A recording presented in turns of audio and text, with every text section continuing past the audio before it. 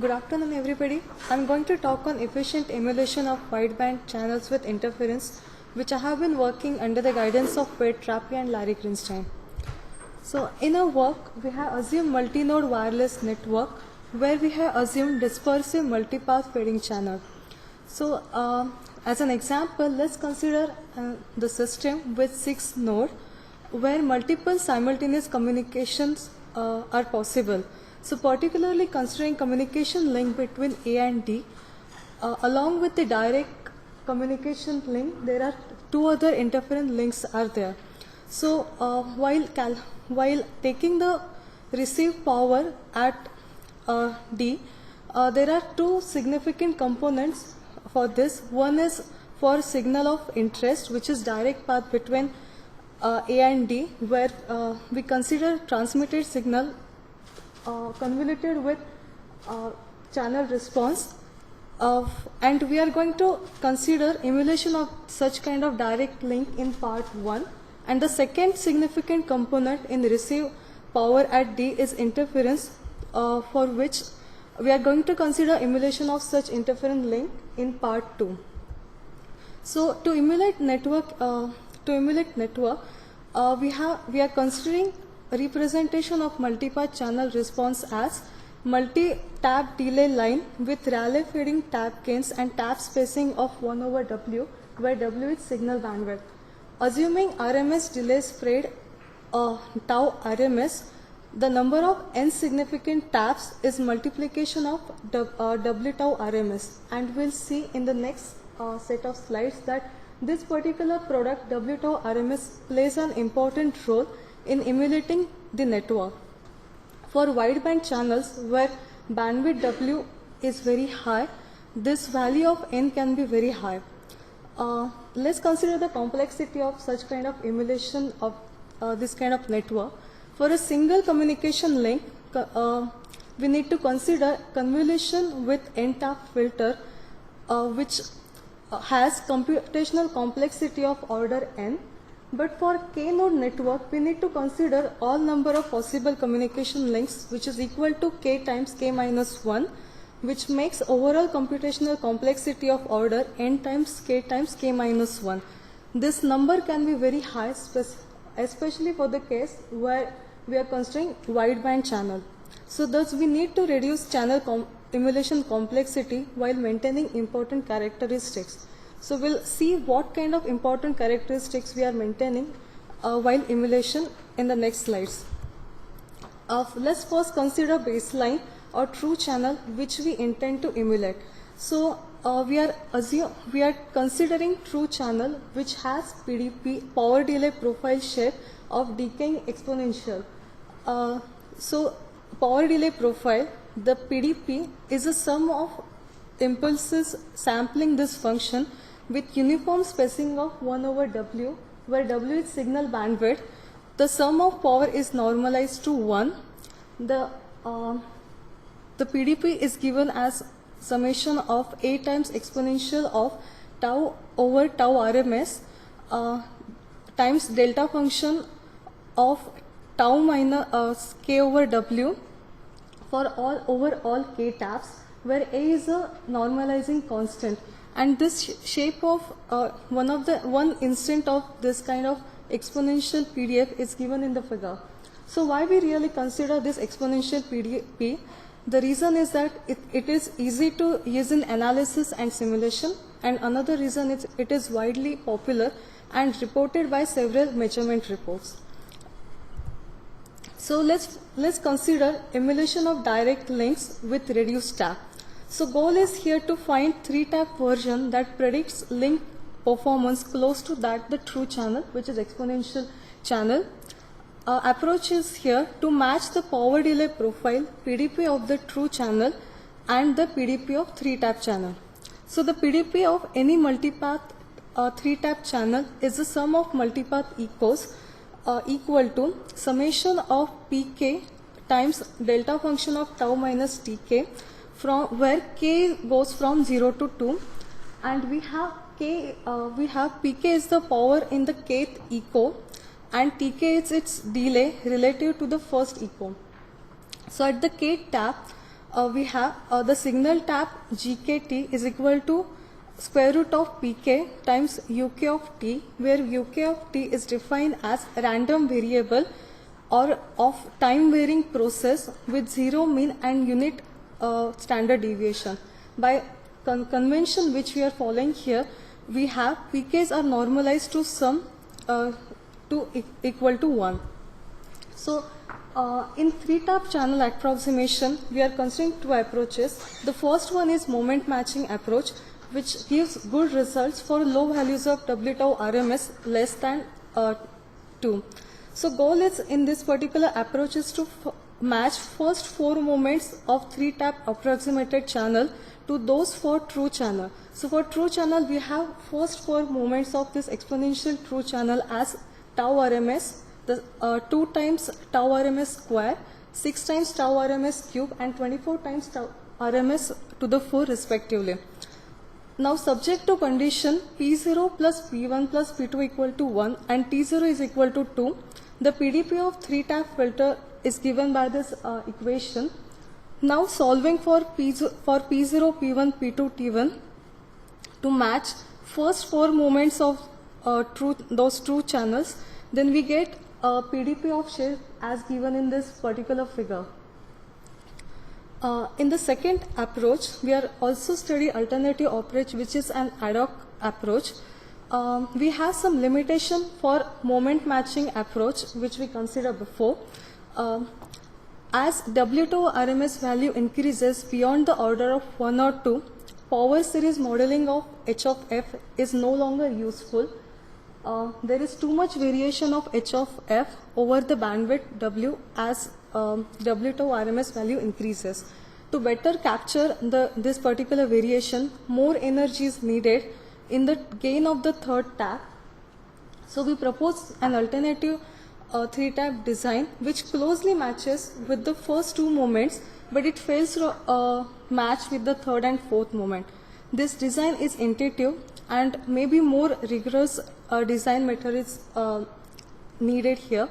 So we have PDP of shape where we have P0, P1 and P2 all values equal to 1/3 and T0 is equal to 0, T1 and T2, T1 is equal to tau RMS, T2 equal to 2 times tau RMS. Those are relative delays with respect to the first one.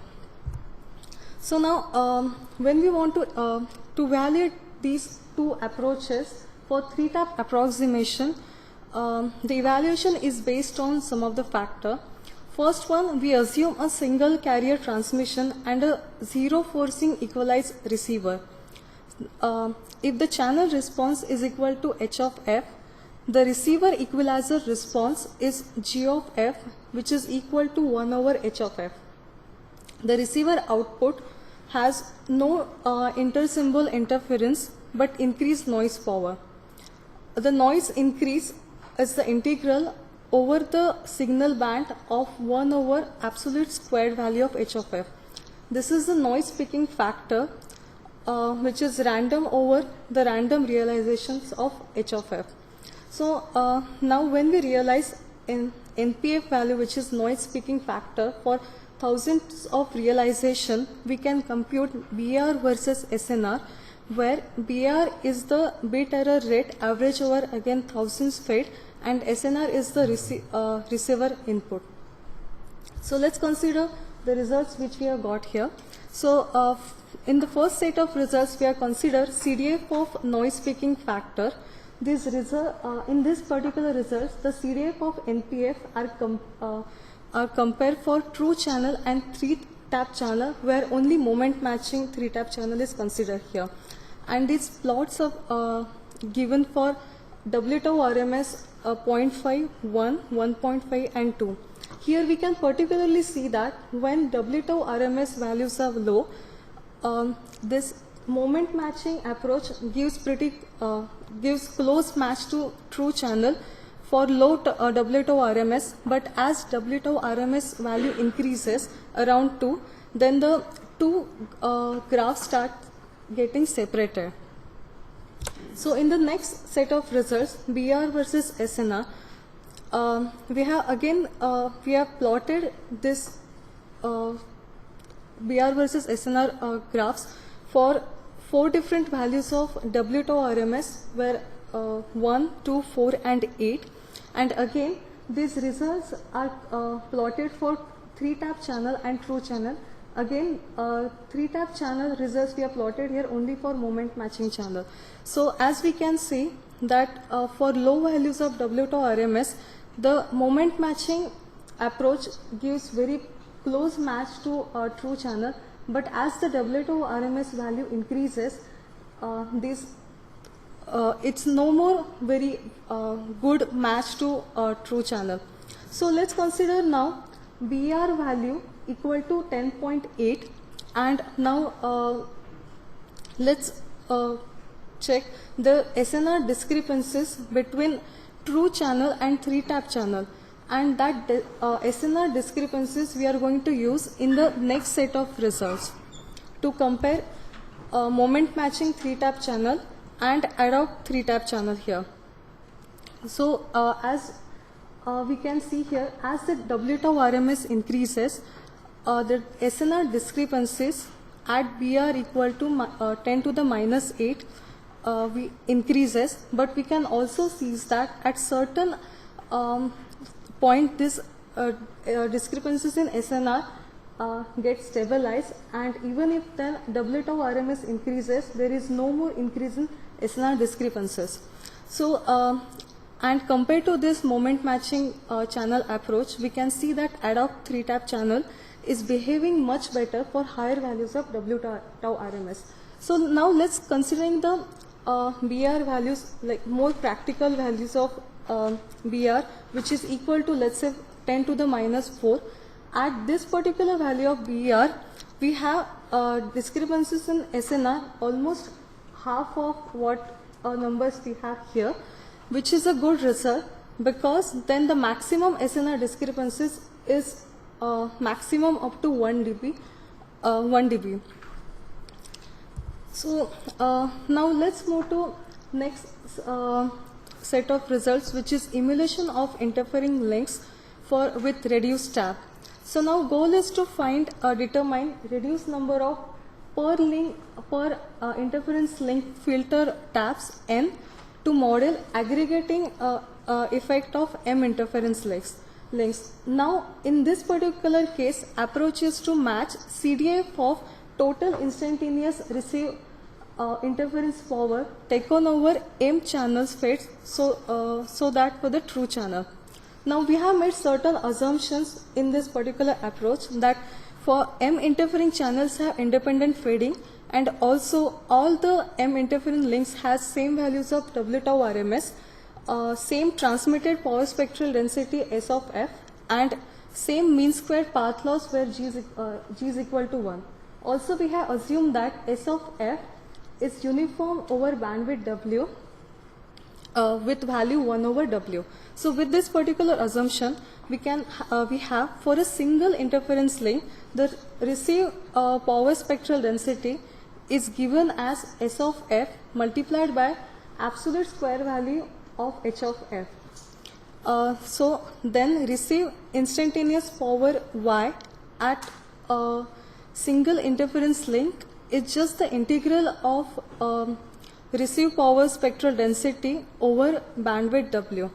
So now thus the total instantaneous received power for M interfering link is just the M-fold sum of IID variables of Y. So we are going to consider this total power in the next result. So to have the N-tap channel approximation, we are considering the PDP of approximated channel as the summation of P of k times delta function of tau minus Tk, and where k goes from n0 to n minus 1, where we have set of values of Pk and Tk as Pk is equal to 1 over n and Tk is just taken as 2 times k over W.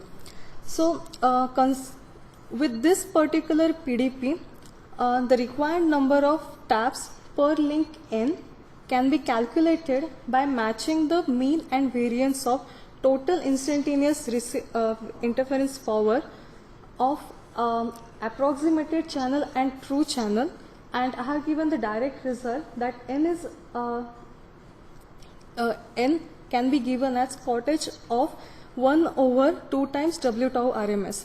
So now we have certain constraint on this n value, that n, that is number of taps, has to be whole integer, and other constraint is that n cannot be less than 1. So with this particular constraint we can further approximate value of n to n equal to q of maximum of 1 or 2 times W tau RMS, where q of x means quantization of x to nearest integer. So we can see that this particular approximation gives pretty good results to the results which we have got, like from analysis, where n is equal to cottage of 1 over 2 times W tau RMS. So if we see very closely, for very low values of W tau RMS, where for low bandwidth, where W tau RMS value can be as low as below, let's say 0.5, we maybe need only one number of tap, which goes with the intuition that for low bandwidth there is no frequency selectivity, and in that case we might need very less number of taps. So this result goes with what intuition we have about the channel. So we have now plotted CDF of total instantaneous receive power for number of interfering links equal to m equal to 2, 4, 6, and we have taken various values of W tau RMS 1, 2, 4 and 8. So we can see here, and we have compared the n-tap approximation with true channel, and we can see that with our result n equal to 2 times W tau RMS, we get a perfect match with the true channel. So we see that like our results are pretty valid here. So as a conclusion, we have here proposed two methods for reducing number of taps. The first one is for 3 tap first one is 3 tap for direct links. The second one is reduced tap for interference links.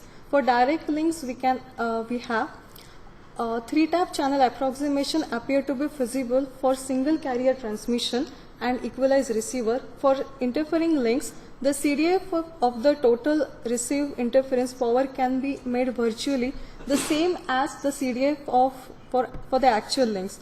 So most important conclusion here is that this approaches simplify the design and reduces the complexity with tap reduction up to 50 to 80%, and in result it also reduces cost of hardware emulators.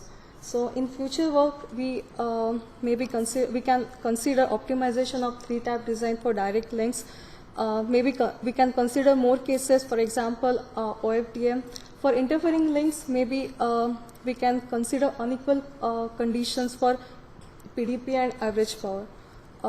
So thank you.